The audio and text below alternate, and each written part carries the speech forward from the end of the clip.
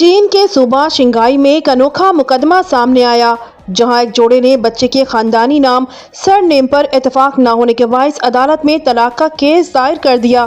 تفصیلات کے مطابق شوہر کا مطالبہ تھا کہ بچے کو اس کے خاندان کا نام دیا جائے، جیسا کہ چین میں صدیوں سے روایت رہی ہے۔ بیوی چاہتی تھی کہ بچے کو اس کے خاندان کا نام دیا جائے تاکہ عورت کے خاندان کی شناخت بھی آگے بڑھے۔ دونوں فریق اپنے موقف پر سختی سے ڈٹے رہے اور صلح نہ ہو سکی، جس کے بعد طلاق کا معاملہ عدالت پہنچ گیا۔ شنگھائی کی عدالت نے ماں کے حق میں فیصلہ سناتے ہوئے بچوں کی کفالت ماں کو دے دی۔ فیصلے میں کہا گیا کہ بچے کو بہتر مفاد اور پرورش کو مد نظر رکھنا والدین کی انا سے زیادہ اہم ہے۔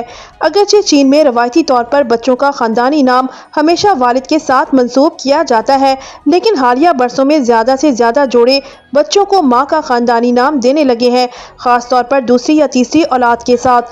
ماہرین کا کہنا ہے کہ یہ تبدیلی چین میں خاندانی نظام اور صنفی برابری کی بڑھتی ہوئی سوچ کی عکاس ہے۔